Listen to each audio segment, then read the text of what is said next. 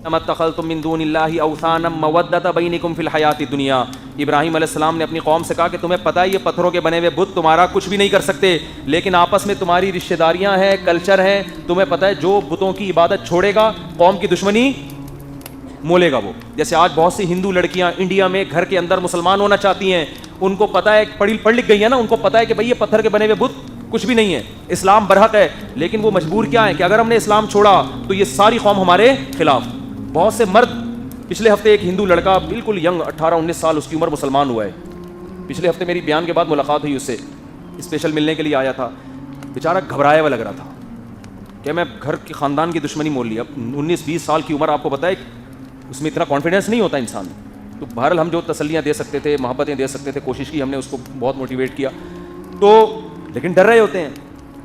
تو یہ بڑی دل گردے کی بات ہوتی ہے کہ آپ کو ایک بات سمجھ میں آ گئی, اور اس لیے جو غیر مسلم مسلمان ہوتا ہے نا, میں سمجھتا ہوں اللہ کی نظر میں اس کا مقام ہم سے کروڑا گنا زیادہ ہوتا ہے, کیونکہ ہمیں اسلام کلچر میں ملا ہے. ہم تو اسلام اللہ نہ کرے چھوڑیں گے تو ٹینشن ہے, اللہ ہم سے نہ چھڑوائے, ہمیں دل سے یقین ہے اسلام کے برحق ہونے پر, لیکن اسلام تو ہماری مجبوری بھی ہے.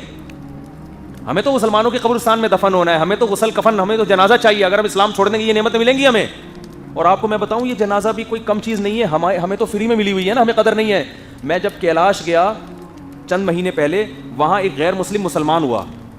کس بیس پہ مسلمان ہوا اس کا بھی میں نے انٹرویو لیا تھا, وہ ضائع ہو گیا, ورنہ وہ بھی ہم اپلوڈ کر دیتے. وہ اس بیس پہ مسلمان ہوا, کہہ رہے میرے دوست کا انتقال ہو گیا, وہ کیلاشی تھا, غیر مسلم تھا وہ.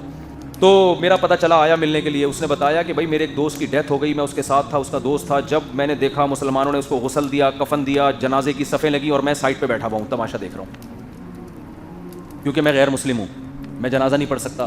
کہہ رہے مجھے اتنا غم ہوا ہے, اور یہ احساس ہوا کہ یار اتنی عزت کے ساتھ بندے کو دفن کیا جا رہا ہے, غسل دیا جا رہا ہے, کفن دیا جا رہا ہے, اس پہ نماز پڑھی جا رہی ہے, اس کے لیے اللہ کے حضور دعا کی جا رہی ہے.